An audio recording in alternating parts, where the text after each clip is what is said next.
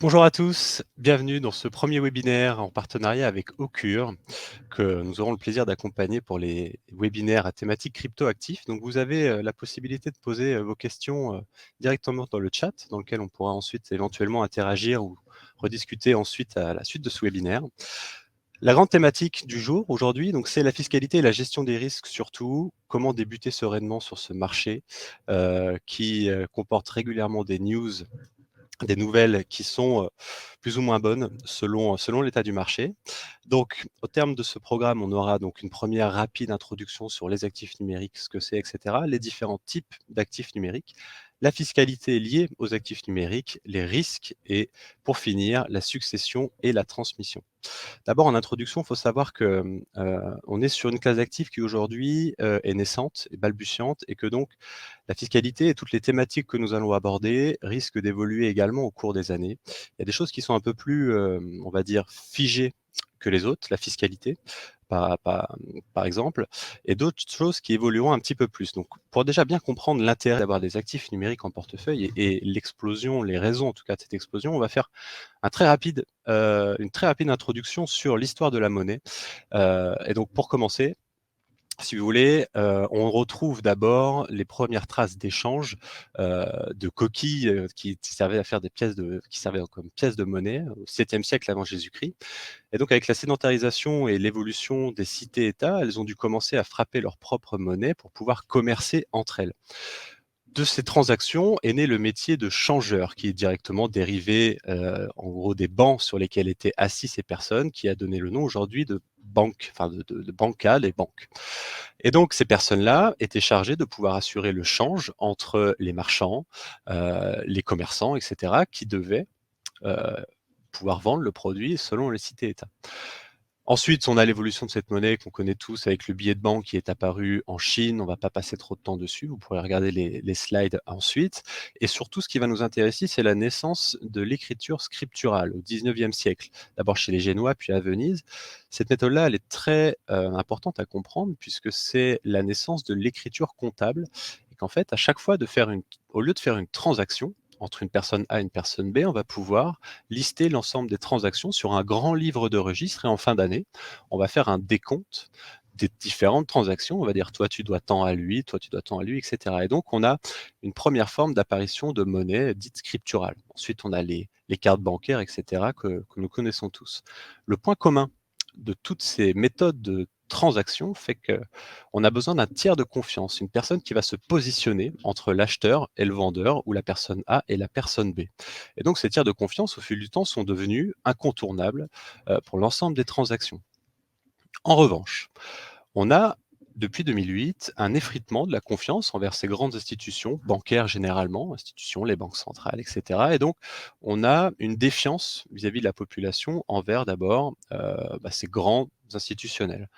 On a d'un autre côté, la naissance de nouveaux types de tiers de confiance qui se digitalisent, comme par exemple Facebook, qui est un tiers de confiance à partir du moment où je vois que j'ai par exemple 50 personnes en commun avec une autre, ben, potentiellement cette personne existe vraiment, elle est vraie et en plus elle n'est pas si loin de mon propre réseau. eBay également est une forme de tiers de confiance pour pouvoir permettre de donner confiance dans le vendeur et pouvoir suivre l'ensemble de ses transactions, etc., etc. Donc les tiers de confiance évoluent et changent de forme pour ne plus être seulement liés, on va dire, à l'aspect, bancaire, et cetera. Cet effritement de la confiance envers les institutions, pardon, que j'ai évoqué et en même temps des décisions politiques parfois incomprises par la population avec voilà les plafonds de verre, les copinages, les parachutes dorés et donc à partir de ce constat-là, il y a une bande dans les années 80, une bande de hackers, une bande voilà, de geeks qui vont se poser la question de comment supprimer ces acteurs, ces intermédiaires, ces tiers de confiance, comment les supprimer parce qu'ils sont trop, on va dire, coûteux et superflus. Or, la problématique qu'on fait face avec ça, c'est que si je n'ai plus de personnes pour assurer la véracité d'une transaction, je vais devoir faire confiance à un réseau. Et donc la problématique, c'était comment mettre d'accord une un réseau de personnes qui ne se connaissent pas, des inconnus entre eux, comment les mettre d'accord sur une vérité universelle. Et donc c'est là qu'est née l'idée de la blockchain, qui permet, fin de compte, de tenir à jour, de manière collaboratif, un registre décentralisé. Donc ce registre dont on a parlé, il y a quelques minutes chez les Génois, bah, tout simplement, on a digitalisé ce registre avec l'ensemble des transactions qui sont notées dans ce registre et c'est l'ensemble des acteurs du réseau qui le contrôlent et qui le mettent à jour. Et donc, vous avez ici la définition de la blockchain, qui est donc la gestion collaborative d'un registre distribué dans lequel les transactions sont certifiées sans avoir recours à un tiers de confiance ou une institution. Et donc là, on a le premier cas, Bitcoin. Hein, c'est ce qui a donné naissance à la blockchain comme on la connaît aujourd'hui, ce n'est pas l'inverse. Et ce qui attire aujourd'hui toutes les questions et ce pourquoi on fait un webinaire typiquement, c'est que ces performances-là sont plutôt inédites et ont attiré beaucoup à l'origine ce marché de retailers, de détaillants, donc les particuliers, les spéculateurs, les néophytes. Je vous ai mis rapidement ici le rendement annualisé sur 10 ans comparé aux autres classes d'actifs. On voit effectivement que Bitcoin, c'est 92% de performance par an en annualisé, comparé à, donc là, c'est au 28 février. Donc là, ça a un petit peu bougé, vu les événements récents du marché et la crise bancaire aux US qui commence un petit peu à se propager déjà en Europe, et Crédit Suisse typiquement. Ben, vous avez Bitcoin qui aujourd'hui a pris 21% sur la dernière semaine avec les banques qui ont pris le chemin inverse. Donc tout ça, on pourra en parler si vous voulez par la suite de ce webinaire, mais en tout cas, il y a déjà cet aspect performance qui a attiré énormément de monde, pas spécialement d'ailleurs pour les bonnes raisons. Depuis 10 ans que Bitcoin existe, un peu plus maintenant, 13 ans, vous avez une technologie de la blockchain qui a énormément évolué. Quand avant, elle servait juste à pouvoir faire des transactions entre une personne A et B, aujourd'hui, il est possible de développer plein de contrats entre différentes personnes pour pouvoir automatiser des gestions, pouvoir appliquer cette technologie à la finance, au juridique, à la santé, la science, etc., etc. Le principe, le postulat de base, c'est de se dire que on a toujours ce qu'on va appeler une asymétrie de l'information dans une transaction. Je vais prendre un exemple très simple. Je veux acheter une voiture. Donc, je suis acheteur d'une voiture et il y a le vendeur d'une voiture. Ben, il n'y a que le vendeur qui, lui, va avoir l'historique complet de sa voiture, à savoir est-ce que je l'ai bien entretenue, est-ce que j'ai fait, voilà, est-ce que j'ai pas trop fait n'importe quoi dans la manière dont j'ai conduit, etc. Et donc, seul le vendeur, généralement, a la notion réelle de combien coûte son bien. La blockchain, de par son historique, permet d'avoir une traçabilité des actifs en plus de l'ensemble des secteurs maintenant qu'elle peut toucher. Mais alors, avec toute cette complexité et tous les différents types d'actifs numériques, aujourd'hui, la problématique, c'est de savoir ce que l'on achète. Selon la SEC et l'AMF, on a d'abord deux grandes familles d'un point de vue réglementaire. On a d'abord les security tokens. Les security tokens, ce sont des actifs qu'on a digitalisés et qu'on a incorporés dans la blockchain, tout simplement. Donc on retrouve typiquement Bitcoin, hein, c'est une securities, mais on retrouve aussi l'ensemble des actifs du monde réel, physique entre guillemets, qu'on va pouvoir digitaliser. Donc là, on peut très bien aujourd'hui émettre des actions dans la blockchain, une émission obligataire sur la blockchain, des produits structurés, etc. Eh ben, tous ces actifs-là vont juste se servir de la technologie de la blockchain, mais sont considérés comme des securities et rentreront dans le cadre de ce genre de securities. À l'inverse, à l'opposé, on va dire plutôt, on a ce qu'on appelle les utility tokens. Ce sont des jetons utilisés dans la blockchain qui vont servir à pouvoir utiliser des services particuliers. Donc, on va pas rentrer trop dans le détail, mais le but, ça va pas être, on va dire, d'avoir un aspect spéculatif comme avec une securities. J'investis parce qu'avec une action, je vais avoir du rendement, que ce soit par les dividendes ou par la prise de valeur, les obligations, les coupons, etc. Donc là, je vais avoir les securities d'un côté et les utilities vont être plutôt, je vais utiliser la blockchain, par exemple, pour mon business ou pour n'importe quelle action que je vais devoir faire. Sauf que d'un point de vue technologique, c'est là que ça se complique, puisque on va dire que l'innovation va bien plus vite que la réglementation. Et donc, aujourd'hui, on va dire chez nous, 4 grands types d'actifs qu'on a définis ici. Vous avez d'abord les coins, qui sont des actifs qui sont natifs d'une blockchain. Donc Bitcoin, Ethereum, toutes les plus grandes blockchains qui fonctionnent par elles-mêmes en fait. Ensuite, vous avez ce qu'on appelle la fongibilité d'un token, c'est-à-dire est-ce qu'il peut être dupliqué, est-ce qu'il en existe plusieurs ou est-ce que c'est quelque chose d'unique?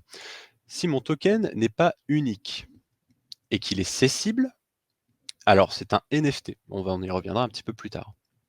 S'il n'est pas cessible, c'est ce qu'on appelle des soulbound tokens et ce sont donc des tokens qui sont liés à l'âme entre guillemets, c'est-à-dire c'est un permis de conduire, une pièce d'identité, des diplômes. Tout cela vont être des tokens qui vont être liés à ma personne, en fait. Je ne vais pas pouvoir les céder. À l'inverse d'un NFT, qui est donc un actif qui représente un certificat d'authenticité numérique d'un bien sur la blockchain. Donc, aujourd'hui, on voit beaucoup d'œuvres d'art, d'images et cetera, mais on peut imaginer, un bien immobilier, un cadastre et cetera, qui aurait été, digitalisé et donc unique par définition. Si le token est fongible, ça veut dire qu'il en existe plusieurs. S'il dispose d'un sous-jacent qui est on va dire une monnaie ayant cours légal, on va appeler ça un stablecoin. Donc ce sont des actifs numériques adossés à des monnaies ayant cours légal comme l'euro, le GBP, l'USD et cetera, et donc ils représentent une monnaie fiduciaire. Si ça ne représente pas une monnaie ayant cours légal, mais un autre actif, on appelle ça un asset backed token, et c'est là qu'on retrouve nos security tokens dont on parlait juste avant, avec des actions, de l'immobilier, des obligations, et cetera. Ensuite, la dernière catégorie, le token, est un cryptoactif construit sur une blockchain dont il va dépendre pour pouvoir fonctionner. Vous avez par exemple Ethereum, qui est la deuxième plus grande crypto-monnaie. Aujourd'hui, vous avez environ 70% des applications possibles dans la blockchain qui sont développées sur Ethereum. Donc Ethereum est, on va dire, l'App Store. Ça va être l'endroit où on va pouvoir trouver toutes les applications qui seront développées sur cette infrastructure Ethereum. On peut comparer ça, je ne sais pas, par exemple, Ethereum, disons que c'est Microsoft, et ensuite vous avez toutes les suites de logiciels Microsoft qui vont être, on va dire, des tokens. Donc vous avez déjà une complexité d'un point de vue technologique. De cela va s'en suivre une fiscalité qui pourrait évoluer. Tout d'abord, il est possible aujourd'hui de pouvoir investir dans les actifs numériques via des instruments, on va dire régulés. Donc vous avez des ETF, des EMTN, des ETP, via des sociétés cotées aussi directement dans la blockchain. Donc une société dont la spécialité serait par exemple le minage de Bitcoin, bah, pourrait donner dans un portefeuille une exposition. Alors, on n'aura pas un bêta de 1, mais peut-être de 70% avec Bitcoin, mais qui donne possiblement qui donne la possibilité d'être exposé au secteur de la blockchain via un compte titre ou un PEA typiquement. Vous avez aussi des options, des futurs, des CFD, des produits structurés avec des sous-jacents cryptoactifs, et cetera. Sur cette partie-là, on va dire que la fiscalité va du coup être liée à l'enveloppe fiscale dans laquelle l'actif, enfin, en tout cas l'instrument financier est logé. Donc, bah, si vous avez investi dans un ETF Bitcoin, et que il est exposé essentiellement en Europe et que donc il est éligible au PEA. Aujourd'hui, il n'en existe pas, hein, mais ça pourrait arriver. Eh bien, vous aurez donc l'imposition liée au PEA en étant exposé aux actifs numériques. Donc sur les marchés réglementés, ça on en parlera un petit peu moins puisque c'est moins ce qui va nous intéresser puisque, c'est des choses qui sont assez connues des conseillers en gestion de patrimoine et des professionnels de la finance. Ce qui va nous intéresser, nous, un petit peu plus, c'est ce qu'on va acheter en ligne directe, ce qu'on va donc détenir en dur, en physique, en dehors de toute enveloppe fiscale et juridique, on va dire connue ou réglementée aujourd'hui en France. Donc vous avez les achats en direct sur les plateformes d'échange, comme Binance, comme Kraken, et cetera, et vous avez les achats directement dans la finance décentralisée. L'intérêt de la blockchain, on l'a rappelé tout à l'heure, c'est de supprimer des tiers de confiance. Quand j'achète des actifs numériques sur une plateforme d'échange, la plateforme d'échange est le tiers de confiance entre bah, le vendeur et l'acheteur. Donc je peux me retourner vers la plateforme d'échange si j'ai un souci. En revanche, dans la finance décentralisée, ce qu'on appelle vraiment comme ça, eh ben, il n'y aura pas de tiers de confiance, il n'y aura pas de plateforme d'échange entre le vendeur et l'acheteur. C'est ce qu'on va appeler une transaction de pair à pair, donc le peer-to-peer, ce qu'on a pu connaître auparavant en France avec les musiques, les vidéos, etc. Et donc, on a donc une méthode de détention qui est assez différente des enveloppes fiscales. Donc pour ces détentions en ligne directe, le calcul de la plus-value imposable va être assez similaire à celle du PEA, c'est-à-dire que le fait générateur d'une plus-value va être la vente d'un actif numérique vers une monnaie ayant cours légal. Donc ce sont donc les monnaies dont on a parlé tout à l'heure, euros, GBP, USD, Yen, etc. La plus-value va se déclencher à partir du moment où je vends par exemple des bitcoins en euros. J'ai fait une plus-value, je vais donc devoir reporter cette plus-value. Si j'ai acheté des bitcoins et que je les ai vendus pour acheter de l'Ether, donc Ethereum, là, je suis d'un actif numérique vers un autre actif numérique et là, je n'ai rien à déclarer. Il n'y aura pas de déclenchement d'imposition. Donc, c'est-à-dire que je peux, par exemple, évoluer dans l'écosystème de la blockchain pendant des années. Si je ne récupère jamais de monnaie fiat, je n'aurai pas de taxation sur les plus-values. En revanche, impossibilité de reporter les moins-values d'une année à l'autre. Pour les plus petits portefeuilles, entre guillemets, vous pouvez avoir un abattement de 305 € annuel, c'est-à-dire que vous devrez déclarer dans votre imposition le fait que vous avez fait moins de 305 € et vous ne serez pas taxé. Donc, alors c'est le minimum, hein, c'est assez faible, mais ça a le mérite d'exister. Donc 305 € et de manière générale, sinon vous avez l'imposition à la flat tax. Donc ça, c'est ce qu'il y a de plus basique en France, donc 30 d'imposition et depuis récemment en 2022, l'option du barème progressif de l'impôt sur le revenu, qui peut servir également à des on va dire, typologies patrimoniales bien spécifiques. Donc vous avez d'abord, d'un côté, l'imposition sur les plus-values. D'un autre côté, vous avez la déclaration des comptes à l'étranger. Très important et c'est ce qui aujourd'hui génère pas mal d'incompréhension de la part des épargnants puisque la plupart des plateformes pour acheter des actifs numériques sont à l'étranger. Et que donc, il va falloir que je déclare à l'administration fiscale le fait que j'ai un compte bancaire à l'étranger. Donc c'est le CERFA 3916, si je ne me trompe pas. Et donc, vous allez devoir déclarer l'ensemble de vos plateformes. Si vous n'avez pas déclaré la plateforme à l'étranger, ça peut être 750 € d'amende par plateforme non déclarée et pouvant aller jusqu'à 1 500 € d'amende s'il n'y a plus de 50 000 € de valeur mobilière sur la plateforme. Dans le cas où la plateforme sur laquelle le client a souscrit n'a pas de convention fiscale avec la France, l'amende peut monter à 10 000 €. La problématique aujourd'hui, c'est que cette technologie, en tout cas ces actifs, sont essentiellement achetés par les plus jeunes et parfois, ils font partie du foyer fiscal de leurs parents. Pardon, excusez-moi. Et que donc, c'est aux parents de se saisir de ces sujets et donc de bien penser à demander à leurs enfants, quand ils vont faire leur déclaration d'impôt, si il y a eu déjà un événement déclencheur d'une plus-value, donc la vente d'un actif numérique vers une monnaie ayant cours légal, ou des détentions de comptes à l'étranger. Sinon, ce sont les parents directement qui risquent de se prendre l'amende. Aujourd'hui, on va dire que le risque est assez limité. En revanche, on voit des plateformes comme Binance qui deviennent prestataires de services sur actifs numériques en France et qui donc échangent régulièrement avec l'AMF et la CPR. D'ici 2024, il semblerait que Binance puisse faire un échange d'informations automatique avec l'administration fiscale et auquel cas l'ensemble des Français, résidents fiscaux français qui n'ont pas déclaré leur compte Binance, et c'est on va dire la majorité des personnes, eh ben, vont potentiellement droit, vont vers ce genre de problème. Donc très important aujourd'hui de prendre les devants et de régler un petit peu, se mettre au cordeau sur tous les aspects fiscaux. Et pourquoi le faire aujourd'hui? Parce qu'en fait, vous avez la loi ESSOC qui vous permet en gros le droit à l'erreur et que donc à partir du moment où ce n'est pas l'administration fiscale, mais le contribuable qui est à l'initiative de la mise à jour de son dossier auprès de l'administration fiscale, alors ben, du coup, vous pourrez un petit peu négocier et éviter ces amendes-là, mais il faut prendre les devants. Par rapport au minage, très particulier, vous pouvez acheter des actifs numériques, mais vous pouvez également en générer en participant au réseau. Alors ça fera l'objet d'un prochain webinaire, mais auquel cas, vous serez imposé au BNC, puisque vous allez en fait avoir une activité professionnelle, d'une certaine manière. Donc là, vous avez en gros les risques, les premiers risques fiscaux. Mais également, tout cela n'est pas sans risque, puisque hormis cela, vous avez le risque intrinsèque des investissements liés aux crypto-monnaies.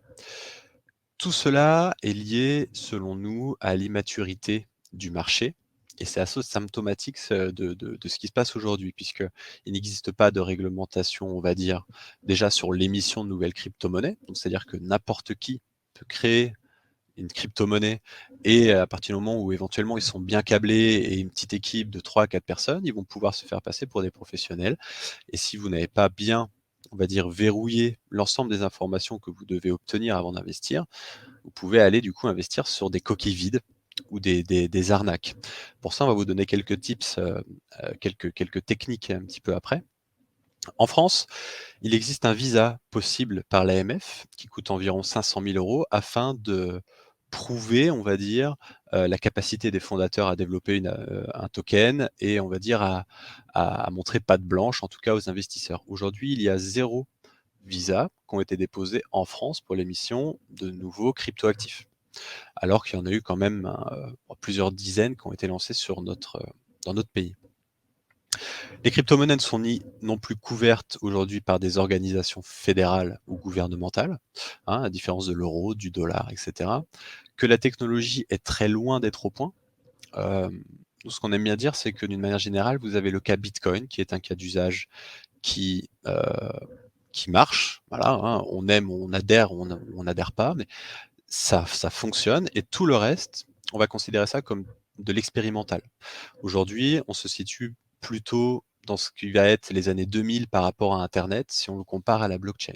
Donc on est à peu près sur les mêmes courbes d'évolution en termes d'adoption, mais celui qui aurait pu prédire l'apogée et l'avènement des réseaux sociaux entre 2000 et 2005, ben, aujourd'hui, voilà, il en existe très peu et que donc, ben, aujourd'hui, ce qu'on va faire de cette technologie, les metaverses, l'ensemble de tous des aspects de traçabilité, de numérisation, de digitalisation, ben, on ne sait pas encore exactement ce vers quoi les cas d'usage vont vraiment exploser. Vous avez aussi des effets d'annonce, de personnes très connues dans le monde qui, parfois, à elles seules, peuvent faire un petit peu bouger le marché. Alors, le marché devient de plus en plus mature, donc on va dire que ce risque-là diminue avec le temps, mais est encore bien trop présent. Donc, des tweets d'Elon Musk qui peuvent, ben, avoir une belle traction sur le marché ou au contraire l'enfoncer en fonction des décisions qu'ils peuvent prendre. Vous avez également un dernier risque qui est évoqué sur cette slide, c'est le risque de concentration. Typiquement, les personnes qui étaient là au tout début des actifs numériques ont pu en acheter des quantités démentielles à prix très peu cher. Et que donc aujourd'hui, vous avez ce qu'on appelle des whales, des baleines, qui possèdent d'énormes quantités de crypto-monnaies et qui, à elles seules, peuvent faire bouger les marchés. Pour information, quand on commence bien à comprendre comment fonctionne la technologie de la blockchain et la transparence qu'elle offre, on peut aller chercher ces portefeuilles de whales, de baleines, et on va dire traquer ou en tout cas suivre leurs transactions pour pouvoir un petit peu se prévenir de tout ça. Donc tous ces éléments bout à bout créent toute cette volatilité auquel il faut absolument voilà, adhérer ou non en fonction de son profil de risque. Donc vous avez le risque fiscal en fonction de non-déclaration des plateformes, le risque réglementaire, à savoir qu'en France, il y a un statut particulier qui est né il y a quelques années, qui s'appelle le statut de PSAN, prestataire de services sur actifs numériques. Aujourd'hui, vous avez 3 niveaux. Vous avez être PSAN, vous avez l'enregistrement et vous avez l'agrément. Aujourd'hui, il existe à peu près une cinquantaine de sociétés qui sont enregistrées en tant que PSAN. Il faut savoir que l'enregistrement va essentiellement comprendre tout ce qui est lutte anti-blanchiment d'argent et origine des fonds, mais ne prend en aucun cas en compte la protection de l'investisseur. C'est-à-dire que vous allez chez un PSAN, il ne vous fera pas passer normalement un KYC, ce qui est pour nous une aberration en tant que conseiller en gestion de patrimoine. Parce que comment vendre des actifs? En fait, voilà, c'est de la vente alors qu'on est censé être conseillé.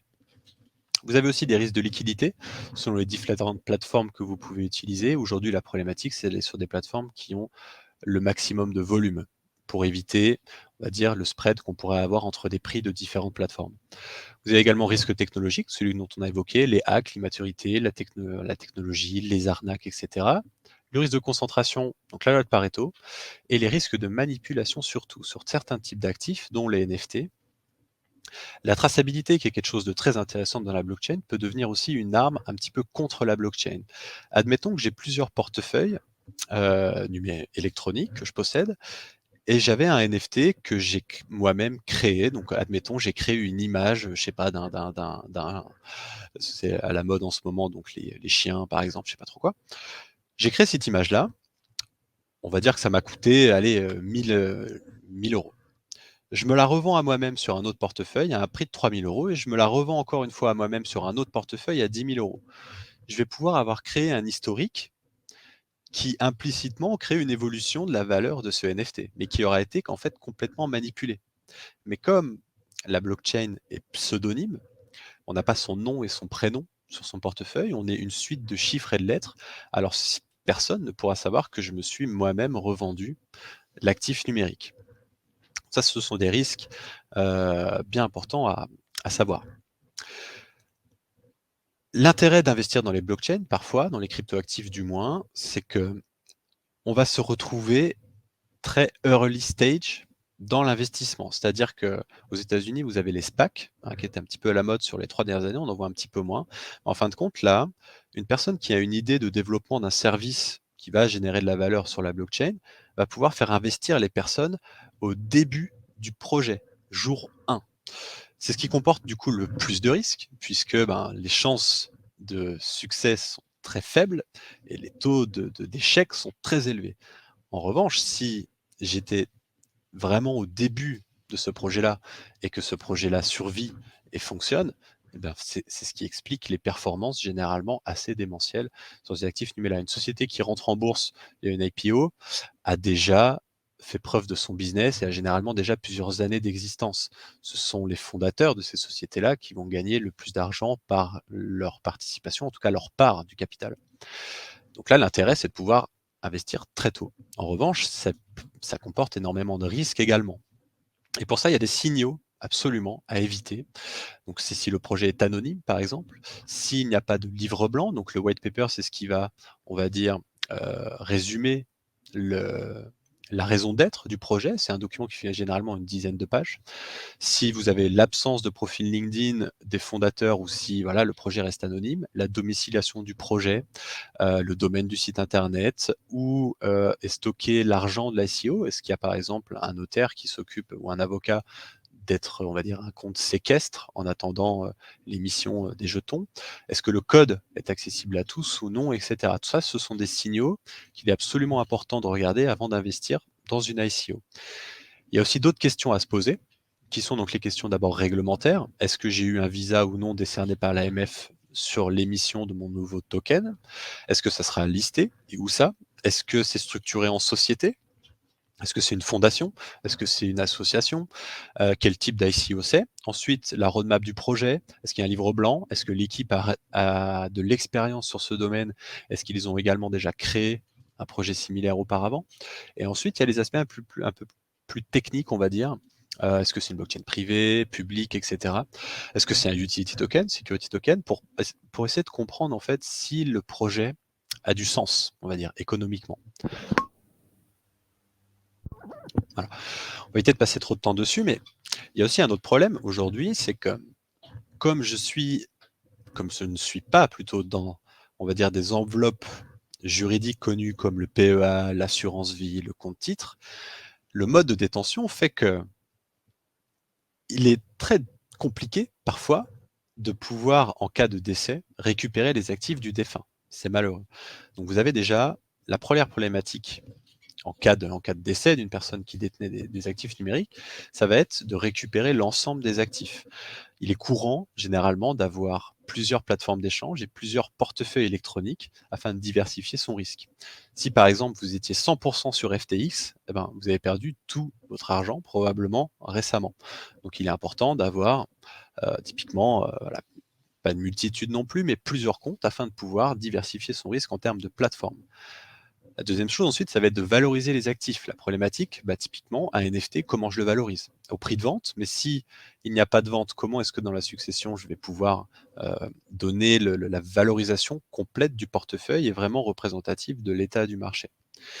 Deuxième chose très importante à savoir, c'est que lorsqu'on débute dans la blockchain, en dehors d'une plateforme décentralisée, donc si j'exploite vraiment la technologie de la blockchain, on va me remettre deux clés.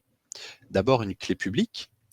La clé publique, on va dire, c'est, si je la compare à ma boîte aux lettres, ma clé publique, c'est mon nom et prénom et mon adresse marqués sur ma boîte aux lettres. C'est-à-dire que toutes les personnes qui passent devant ma boîte aux lettres peuvent voir que j'habite là et c'est tout ce qu'ils peuvent faire. La clé privée, elle, c'est la clé qui va ouvrir ma boîte aux lettres. Dans quel cas je vais pouvoir récupérer mon courrier.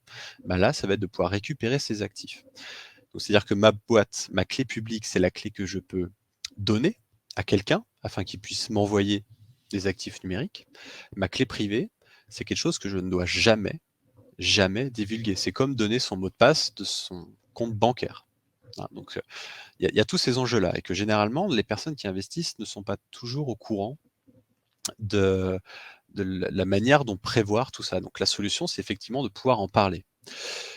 Comme je disais, aucun cadre spécifique pour les actifs numériques et le fait de détenir ses propres actifs, d'être son propre dépositaire, hein, c'est ce que propose la blockchain, ça crée du risque. C'est un avantage parce que ça coûte moins cher, mais ça crée également du risque. Donc soit l'actif est détenu dans une enveloppe réglementée, et auquel cas, bon bah là, la fiscalité, la succession, etc., est liée à l'enveloppe fiscale, en tout cas l'instrument financier. Soit c'est détenu en direct par le client. Donc là, vous avez un petit peu une explication de comment fonctionnent ces différents types de coffres, donc les clés privées, les clés publiques, et que donc, ben, la meilleure moyen, par exemple, ça va être, et c'est ce qui est un petit peu antinomique avec la blockchain, c'est-à-dire que ça va être de garder ses mots de passe et ses clés sur un papier dans un coffre-fort.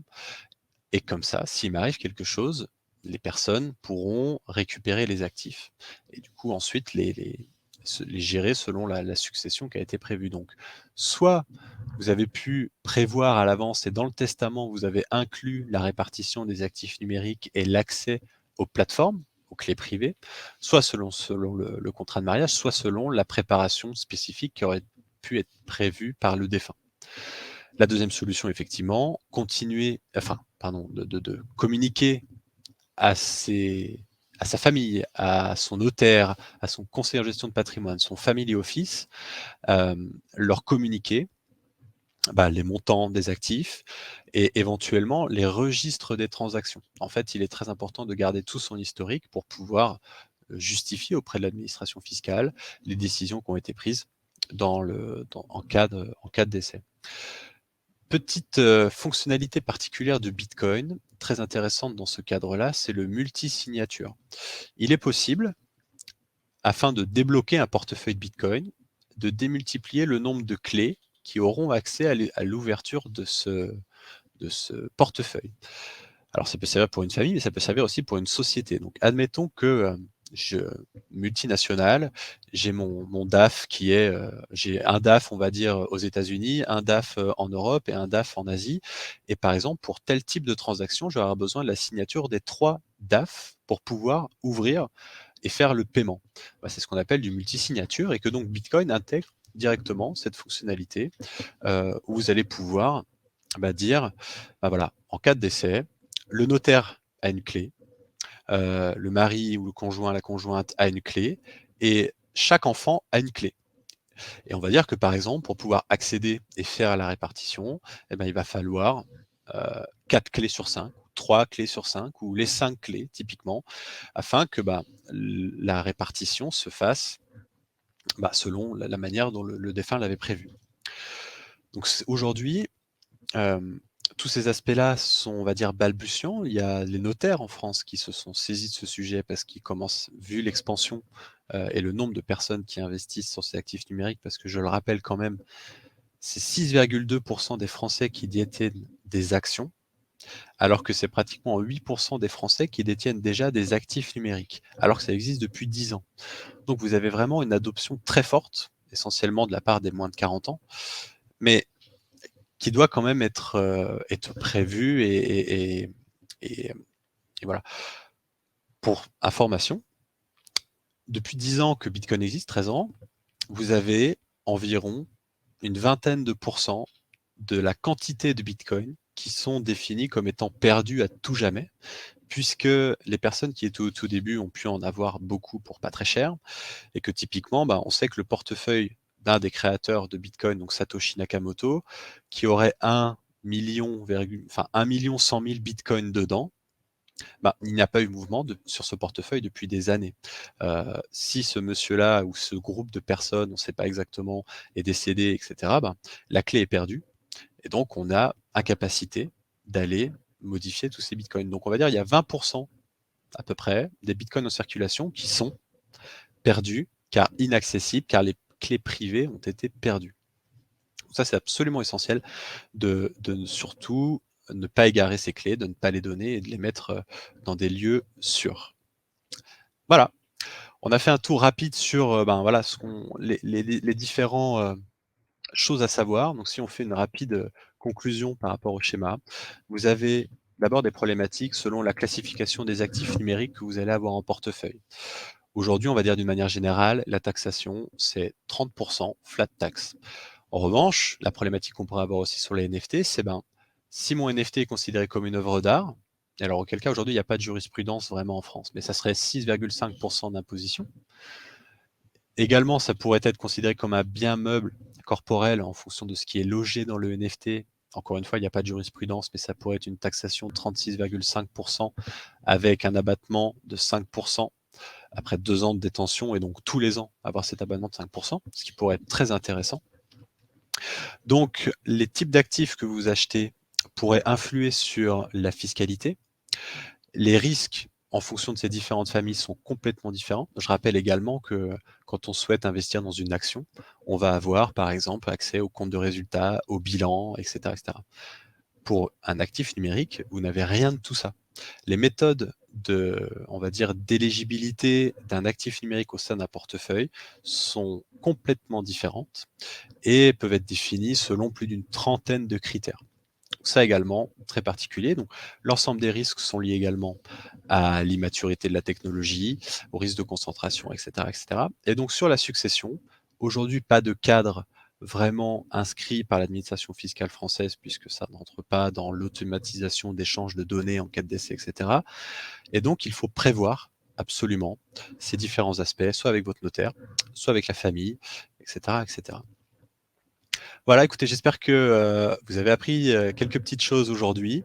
On organisera régulièrement des webinaires avec Occur. Le prochain sera sur la thématique des NFT Metaverse. Est-ce qu'aujourd'hui ça a vraiment un sens patrimonial ou est-ce que c'est pas un petit peu trop tôt d'aller sur ce genre de technologie? Hem Et puis ensuite, voilà, si vous voulez avoir toutes les informations, n'hésitez pas à vous rendre sur Occur ou sur notre site cryptopatrimoine.fr. Vous aurez accès également au replay, de cette webinaire. J'espère que ça vous a plu. Et pour toutes les questions, je vais aller voir s'il y a déjà des petites questions qui ont été posées. N'hésitez surtout pas à les poser si vous en avez encore. Sinon, nous serons disponibles par la suite. N'hésitez pas à nous contacter, ce sera avec plaisir que nous pourrons vous accompagner. Alors, je vais patienter 2 petites secondes, le temps de au cas où il y ait des questions.